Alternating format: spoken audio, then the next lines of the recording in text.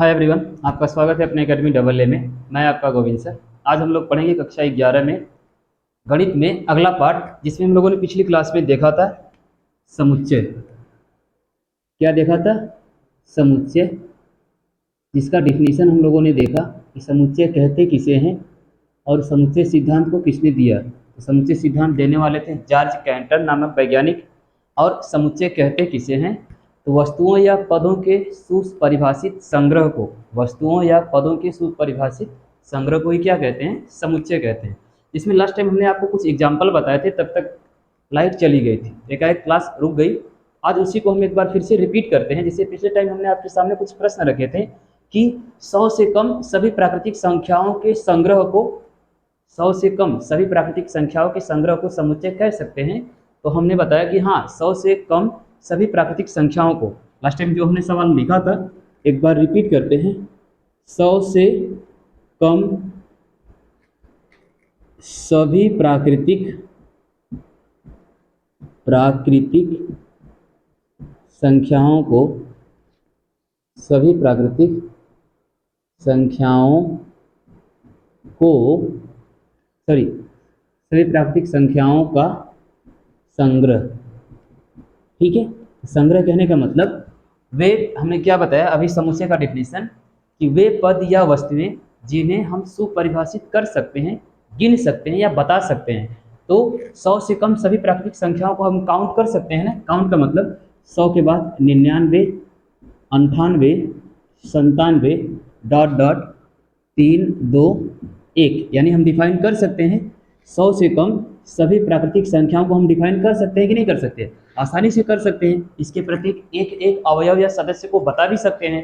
ये क्या कहलाएगा? इनका संग्रह क्या कहलाएगा? इनका संग्रह एक सेट कहलाएगा, एक समुच्चय कहलाएगा, अर्थात इसे हम समुच्चय कह सकते हैं। फिर हमने बताया था अगला टर्म यानी अगला प्रश्न, भारत के सुविख्यात लेखकों के संग्रह, यानी भारत के सुविख्यात लेखकों का संग्रह। फिर हमने बताया कि मान लेते हैं कि कुछ व्यक्ति कुछ लेखकों को सुविख्यात नहीं मानते हैं। जैसे हम किसी लेखक को पसंद करते हैं तो वो हमारे लिए सुविख्यात होगा, लेकिन कोई दूसरा लेखक है जिसे हम पसंद नहीं करते लेकिन वह दूसरे के लिए सुविख्यात है, अर्थात सुविख्यात लेखकों का संग्रह समुच्चय कहलाएगा नहीं। इसे हम डिफाइन नहीं कर सकते। भारत में बहुत सारे लेखक हैं, उसमें बहुत सारे लोग सुविख्यात हैं, कोई किसी को पसंद करता है, कोई किसी को पसंद करता है, अर्थात जिसे हम डिफाइन नहीं कर सकते, जिसे हम सुपरिभाषित नहीं कर सकते, उसका समुच्चय नहीं होगा। इसके लिए हमने क्रॉस कर दिया कि भाई यह समुच्चय नहीं होगा। फिर इसके बाद हमने एक प्रश्न और रखा था कि कक्षा 11 में जो गणित पढ़ते हैं, कक्षा 11 में जो गणित के स्टूडेंट हैं, उनमें जो बुद्धिमान है यानी बुद्धिमान छात्रों का संग्रह, यानी कक्षा 11 में जो बुद्धिमान छात्र हैं उनके संग्रह को समुच्चय हम कह सकते हैं? तो नहीं। क्या? क्यों क्यों क्यों नहीं कह सकते भाई? क्योंकि जो जितने लोग बुद्धिमान हैं वे सभी गणित पढ़ते हैं? नहीं। या जितने गणित पढ़ते हैं वही बुद्धिमान है? नहीं। इसे भी हम डिफाइन नहीं कर सकते, अर्थात यह भी हमारा समुच्चय नहीं होगा। समुच्चय हम कहेंगे किसे? जिसे हम डिफाइन कर सकते हैं। लास्ट में फिर हमने बताया कि अंग्रेजी वर्णमाला के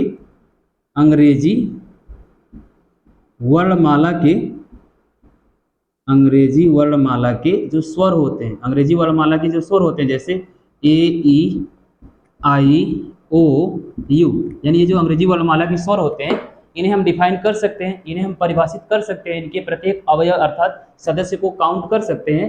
तो हाँ, यह एक समुच्चय है।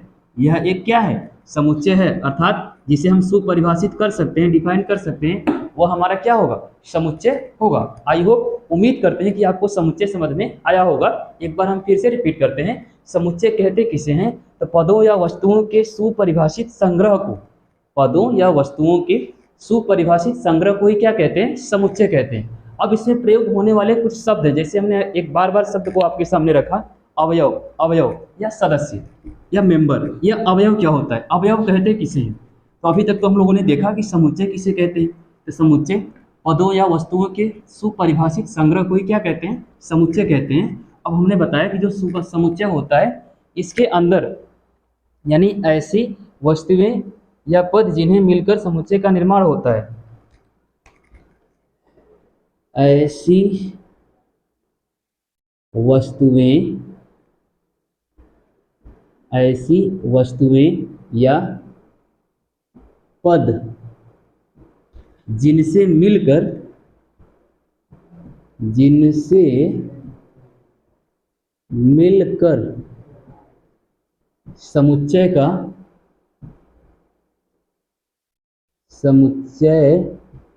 का निर्माण होता है। ऐसी वस्तुएं या पद जिनसे मिलकर समुच्चय का निर्माण होता है उसे अवयव कहते हैं, कहते हैं। क्वेश्चन बनेगा अवयव किसे कहते हैं।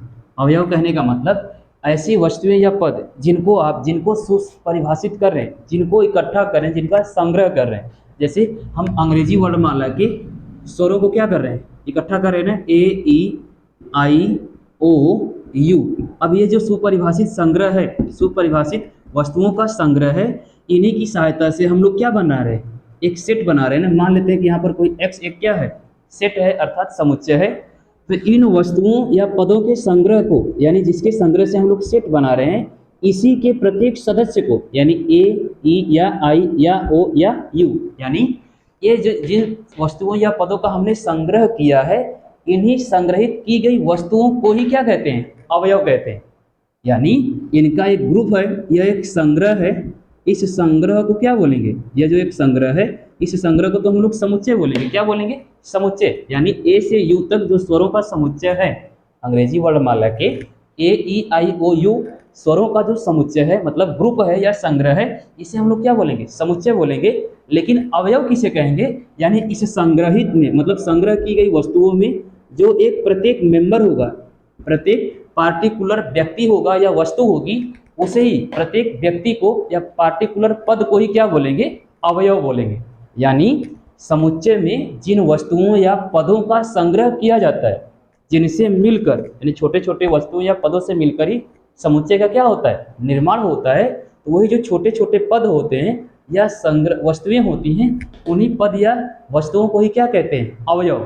क्या कहते हैं, अवयव। अब आप इसे अवयव कह लीजिए, सदस्य कह लीजिए या मेंबर कह लीजिए, बात एक ही है।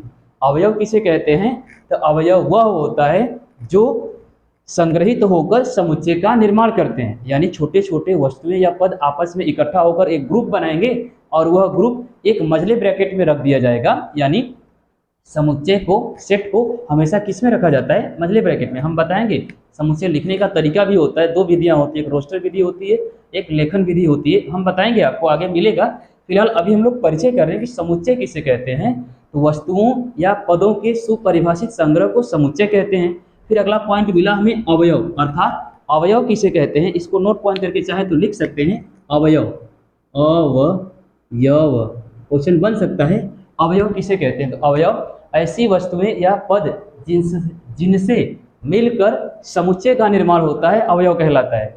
ऐसी वस्तुएं या पद जिनसे मिलकर समुच्चय का क्या होता है, निर्माण होता है, उसे ही हम क्या कहते हैं, अवयव कहते हैं। जैसे आप ऐसे भी समझ सकते हैं, या हम कह दें कि जो क्रिकेट टीम होती है, क्या होती है, क्रिकेट टीम। एक क्रिकेट टीम का एक खिलाड़ी, अब एक क्रिकेट टीम में, अब क्रिकेट टीम क्या है, क्रिकेट टीम एक समुच्चय है।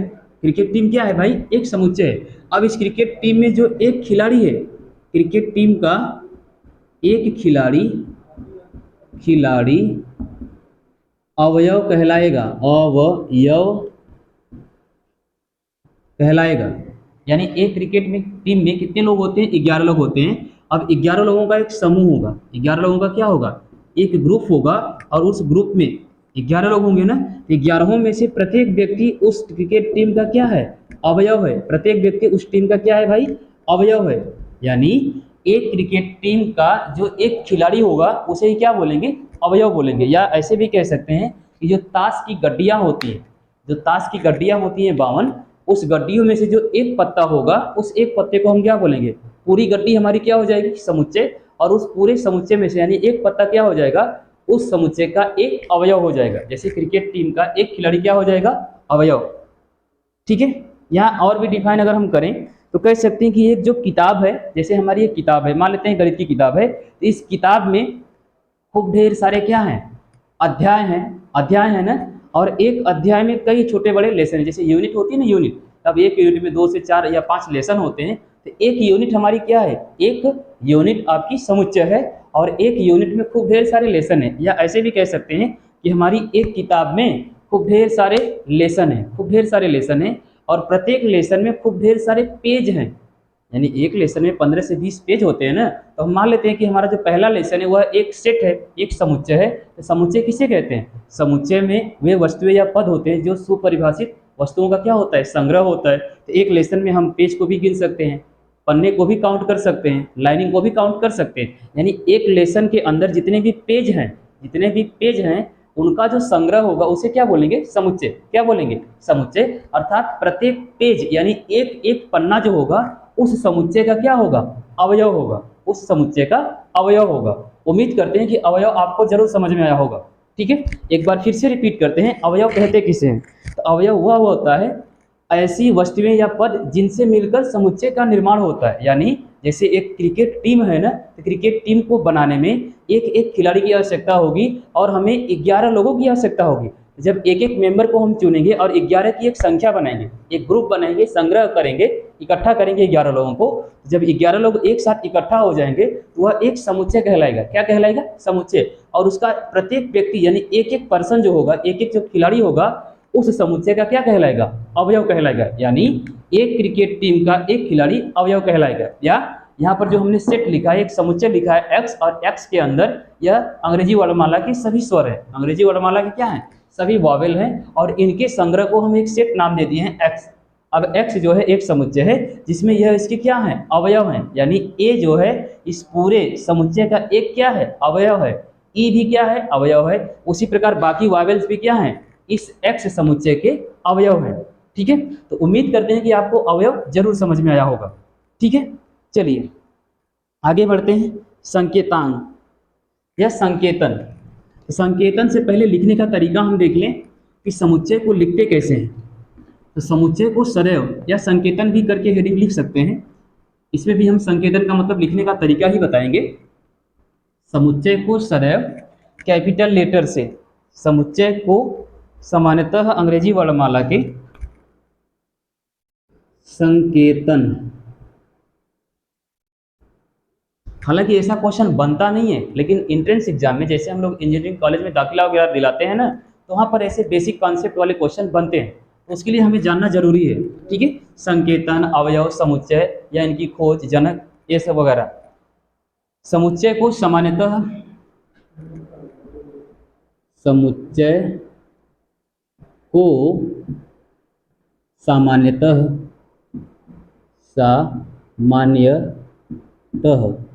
समुच्चय को सामान्यतः अंग्रेजी वर्णमाला के, अंग्रेजी वर्णमाला के बड़े अक्षरों, बड़े अक्षरों से लिखा जाता है, लिखा जाता है। समुच्चय को सामान्यतः अंग्रेजी वर्णमाला के बड़े अक्षरों से लिखा जाता है। जैसे जैसे capital A, capital x, capital Z, etc. ठीक, और उसके अवयव को, और उसके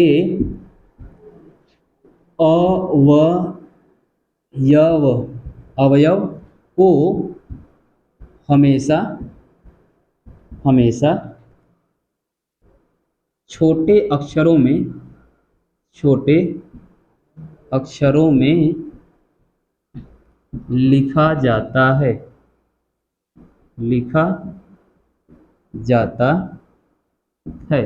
और उसके अक्षरों को मतलब अवयवों को छोटे अक्षर में लिखा जाता है। लिखने का एक तरीका और भी है। समुच्चय को सदैव, समुच्चय, राइटिंग थोड़ी खराब हो रही है, मतलब अच्छी नहीं है। समुच्चय को सदैव सदैव समुच्चय को सदैव मझले मझले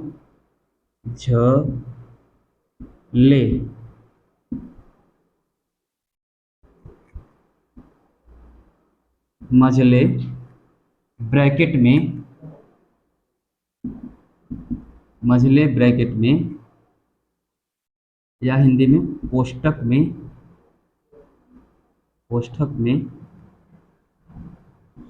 लिखते हैं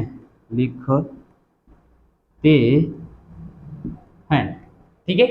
यह कुछ बेसिक जानकारी है समुच्चय को लिखने की, संकेतन करने की। इसमें हमने आपको बताया कि संकेतन में हमने सबसे पहले क्या बताया भाई, समुच्चय को सामान्यतः अंग्रेजी वर्णमाला के बड़े अक्षरों से लिखा जाता है, जैसे capital A, capital x, capital Z आदि। अब उसके अवयव को हमेशा छोटे अक्षरों में स्मॉल ए, स्मॉल बी, स्मॉल सी, यहाँ पर एग्जाम्पल देना चाहिए था, जैसे हम यहाँ पर रख दें तो स्मॉल ए, small B, small C, small D, ETC। ठीक है। फिर हमने क्या बताया कि समुच्चय को सदैव मझले कोष्ठक में रखा जाता है, जैसे अगर हम बात करें सदैव मझले कोष्ठक में लिखने का तरीका, यानी माना शॉर्ट ए, कोई ए क्या है, समुच्चय है। अब इसको दर्शाएंगे कैसे, तो मझला कोष्ठक। अब इसके अंदर ए, बी, सी और डी। अब इस मझले कोष्ठक को क्या कर देंगे, बंद कर देंगे। यह हमारा एक क्या है, सुपरिभाषित एक वस्तुओं का संग्रह अर्थात समुच्चय है। यह जो है एक सुपरिभाषित वस्तुओं का क्या है, संग्रह है, अर्थात एक समुच्चय है। क्या है भाई, समुच्चय। यानी समुच्चय को कैसे लिखेंगे, तो समुच्चय को सदैव कैपिटल लेटर से लिखेंगे, अंग्रेजी वर्णमाला के बड़े अक्षर से, और इसको हमेशा मझले कोष्ठक में लिखेंगे।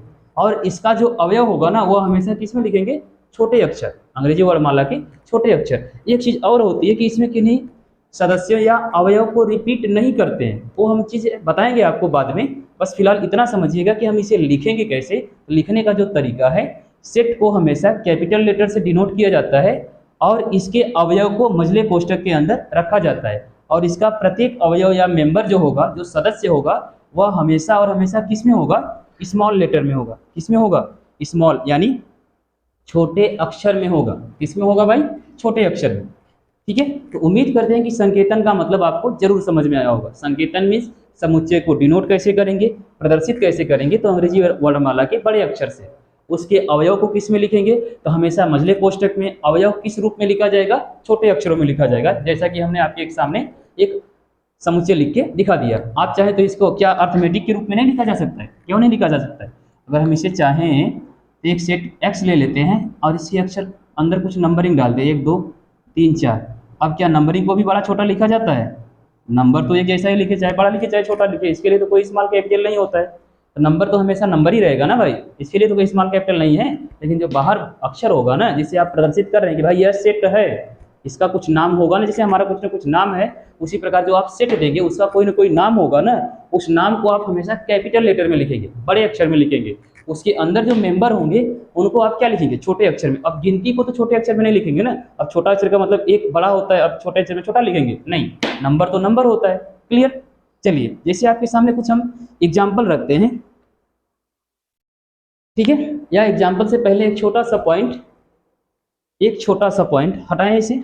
चलिए, एक चीज और रह जाता है, जिसके बाद चीजें खुद ब खुद अपने आप स्पष्ट हो जाएंगी। ओके, देखिएगा, कभी कभी होता क्या है, जैसे एक सेट दे दिया, अब उस सेट को हमें क्या करना है, डिफाइन करना है। डिफाइन करने के लिए कुछ मेंबर हमको मिलते हैं। तो मेंबर मिलने के लिए जैसे क्वेश्चन कह देता है कि माना एक सेट, इसे प्रश्न दे दिया, माना समुच्चय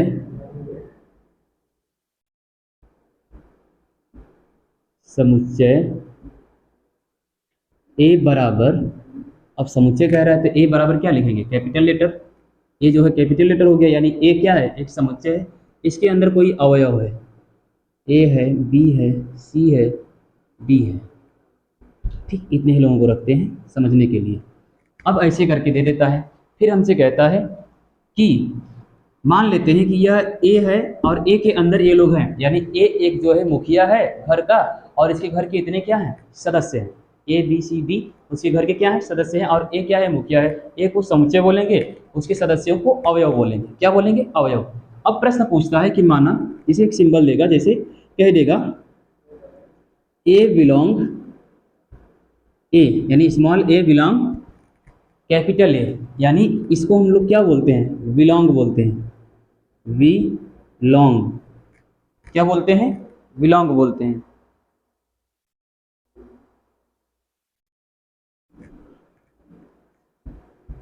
बिलोंग्स कहते हैं किसको, ये जो हमने सिंबल बनाया है ना, इस सिंबल को बिलोंग्स कहते हैं। बिलोंग्स मतलब इसका मतलब होता है संबंध, हिंदी में संबंध। जब हम कक्षा 12 में जाएंगे ना, तो यही बिलोंग किस में बदल जाएगा, रिलेशन में। किस में बदलेगा भाई, RELAS, सॉरी रिलेशन यानी आर में बदल जाएगा, सीधा सीधा किस में बदल जाएगा, कैपिटल आर, जिसे हम लोग रिलेशन कहते हैं। ठीक है, वहां पर भी इसका मतलब ही क्या होगा, संबंध। यहाँ पर बिलोंग का भी मतलब क्या होता है, संबंध से। आर का भी मतलब किससे होगा, संबंध से। वहां पर यह किस में बदल जाएगा, रिलेशन में बदल जाएगा। किस में बदलेगा, रिलेशन में, यानी RELATIONS,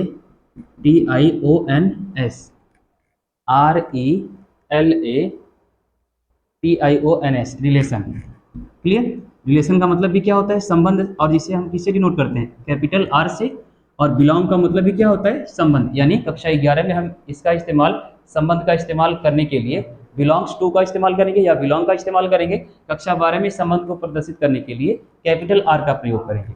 यानी अब जैसे हमारा यहाँ पर जो प्रश्न है, कह रहा है कि समुच्चय ए बराबर ABCD इसके अवयव हैं। अब कह रहा है ए बिलोंग्स ए, यानी क्या ये जो स्मॉल ए है इस फैमिली का सदस्य है। अगर है तब तो हम इसे लिखेंगे ए बिलोंग ए, अगर नहीं होगा तब जैसे अगला जैसे दे दे एफ बिलोंग ए, क्या जो यह एफ व्यक्ति है यह इस फैमिली का सदस्य है, नहीं, अर्थात इसे हम काट देंगे। क्या कर देंगे, काट देंगे, यानी एफ नॉट बिलोंग ए, यानी अगर संबंध रहेगा तो बिलोंग्स टू इसका प्रयोग करेंगे, बिलोंग्स टू का संबंध नहीं होगा तो नॉट बिलोंग्स का क्या करेंगे, प्रयोग करेंगे। अगर किसी परिवार का सदस्य उस परिवार से संबंधित है, यह परिवार है और इसके ये सदस्य हैं, ये सदस्य इस परिवार से संबंधित है तो बिलोंग्स टू का इस्तेमाल करेंगे। इस परिवार का सदस्य अगर इस फैमिली से, मतलब ये सदस्य इस परिवार से संबंधित नहीं है तो नॉट बिलोंग्स टू का क्या करेंगे, प्रयोग करेंगे। यानी इसे बोलेंगे बिलोंग्स टू, क्या बोलेंगे, बिलोंग्स टू, और इसे बोलेंगे नॉट बिलोंग्स टू। ठीक है, यानी ऐसा सिंबल दे के अगर काट दिया जाएगा तो उसे क्या कहेंगे, नॉट बिलोंग्स टू, अगर नहीं काटा जाएगा तो बिलोंग्स टू। क्लियर। तो उम्मीद करते हैं कि बिलोंग्स और नॉट बिलोंग्स का संबंध आपको जरूर समझ में आया होगा। ठीक है, एक बार सीधा सीधा स्पष्ट शब्दों में कह दें, ज़्यादा इसी पर लिपापोती हो गया।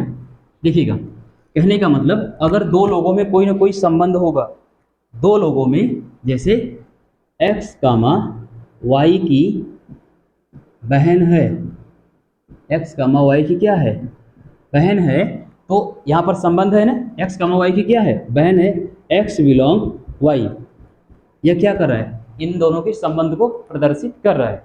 लेकिन अगर संबंध है तब तो ऐसे लिखेंगे, अगर कह दे वाई कामा एक्स की बहन नहीं है, बहन नहीं है, तब वाई नॉट बिलोंग्स एक्स, यानी वाई का एक्स से कोई संबंध नहीं है। अगर वाई का एक्स से संबंध है, वाई का एक्स से संबंध है, तब तो बिलोंग्स टू का इस्तेमाल करेंगे, यानी एक्स कामा वाई की क्या है, बहन है, एक्स बिलोंग वाई। अगर वाई का एक्स से कोई संबंध नहीं है तो एक्स नॉट बिलोंग वाई, या वाई नॉट बिलोंग्स एक्स का क्या करेंगे, प्रयोग करेंगे। यानी इसे हम लोग बिलोंग्स टू बोलते हैं और इसे नॉट बिलोंग्स टू बोलते हैं। क्लियर। इसे क्या कहते हैं, बिलोंग्स टू, और इसे क्या बोलेंगे, नॉट बिलोंग्स टू। ठीक है, चलिए एक छोटा सा प्रश्न करते हैं ताकि चीज़ें और स्पष्ट रूप से समझ में आए। ठीक है, फिर कुछ टर्म की ओर आगे बढ़ेंगे। देखिएगा, सबसे पहले अगर हम बात करें, एक प्रश्न हम आपके सामने रखते हैं, कह रहे यदि सेट ए बराबर, यदि सेट ए बराबर, यदि सेट ए बराबर 3 4 5 6, ठीक है। यदि सेट ए बराबर 3 4 5 6, तो रिक्त स्थानों में बिलोंग्स या नॉट बिलोंग्स भरिए। तो रिक्त स्थानों में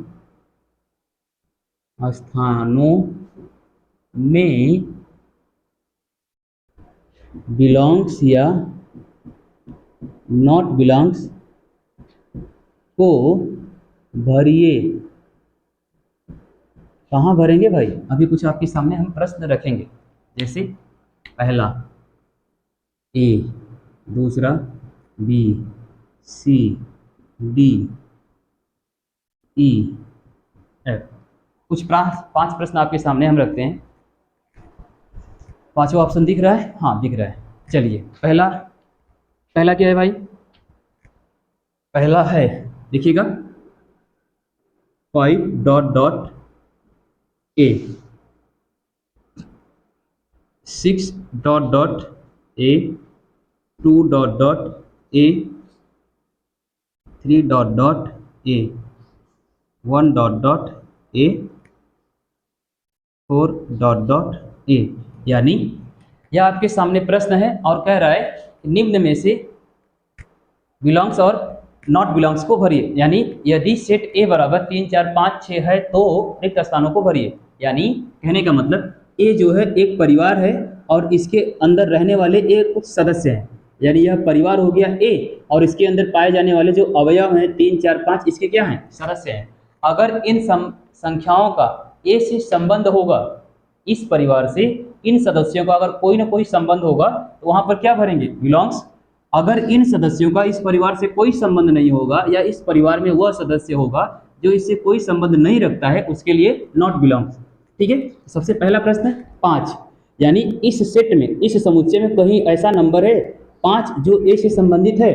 तो ए एक परिवार है, इसके अंदर 3 भी एक सदस्य है, 4 भी है, 5 भी और 6 भी, यानी 5 जो है फैमिली ए का, यानी ए के परिवार का एक हिस्सा है। 5 जो है इसके परिवार का एक क्या है? हिस्सा है। यानी यहाँ पर किसका हम प्रयोग करेंगे? बिलोंग्स टू का। किसका प्रयोग करेंगे? बिलोंग्स टू का।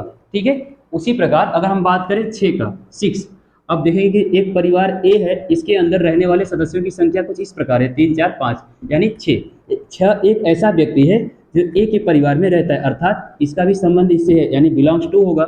उसी प्रकार 2, यानी 2 एक ऐसी संख्या है जो इस परिवार से संबंधित है, तो 3 है, 4 है, 5 है, 6 है, 2 तो कहीं है नहीं, यानी 2 जो व्यक्ति है, यानी 2 संख्या जो है इस परिवार से कोई संबंध नहीं है, अर्थात यहाँ पर नॉट बिलोंग्स का क्या करेंगे? प्रयोग करेंगे। इसका प्रयोग करेंगे नॉट बिलोंग्स का। उसी प्रकार 3 इस परिवार का सदस्य है, हाँ है, तो बिलोंग्स का। अब कह रहा है 1, क्या यहाँ इस परिवार में कहीं अवयव 1 नजर आ रहा है? नहीं, अर्थात यह नॉट बिलोंग्स होगा। 4, हाँ 4 तो है, अर्थात बिलोंग्स टू का क्या होगा? संबंध होगा। ठीक है। इसी प्रकार कुछ और प्रश्न आपके सामने रखते हैं, जैसे सेम ऐसा ही रख लेते हैं, चीजें खुद ब खुद अपने आप क्या हो जाएंगी? स्पष्ट हो जाएंगी। जैसे देखिएगा, ले लेते हैं सेट x बराबर क्या ले ले? कुछ भी ले लेते हैं,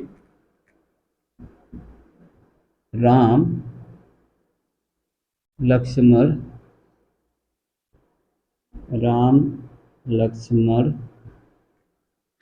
सीता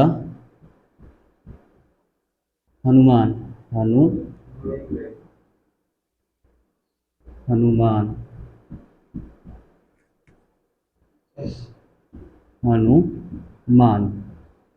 ठीक है। हमने एक सेट ले लिया, इसके लिए कुछ ऑप्शन आपको देते हैं। पहला राम डॉट डॉट एक्स, दूसरा रावण डॉट डॉट एक्स,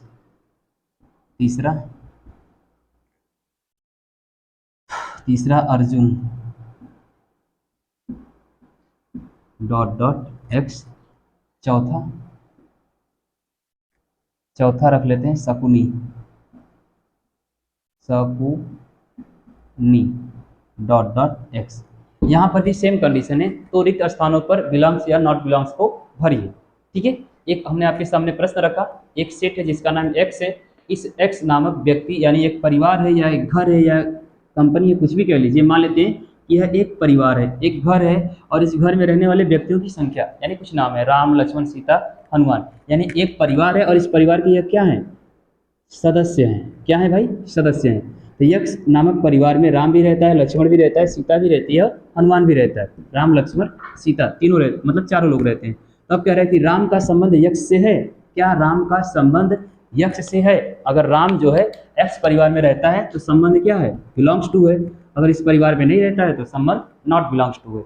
यानी अगर राम जो है इस परिवार में रहता है तो इसका संबंध क्या होगा, बिलोंग्स टू होगा। जैसे रावण, अब एक्स नामक परिवार में कहीं रावण नजर आ रहा है? एक्स नामक परिवार में कहीं रावण है ही नहीं, अर्थात इसका संबंध क्या होगा, नॉट बिलोंग्स होगा। इसका संबंध क्या होगा, नॉट बिलोंग्स। उसी प्रकार अर्जुन, एक्स नामक परिवार में कहीं अर्जुन नजर आ रहा है भाई? नहीं, यहाँ पर भी क्या होगा, नॉट बिलोंग्स। अब वही प्रश्न है, शकुनी, एक्स एक्स नामक परिवार में कहीं शकुनी नामक व्यक्ति नजर आ रहा है, अर्थात नॉट बिलोंग्स। क्या होगा, नॉट बिलोंग्स। तो आई होप आपको बिलोंग्स और नॉट बिलोंग्स का संबंध आसानी से समझ में आया होगा। ठीक है, तो मिलेंगे अगली क्लास में कुछ और नियम, कुछ और फैक्ट के साथ। तब तक के लिए धन्यवाद।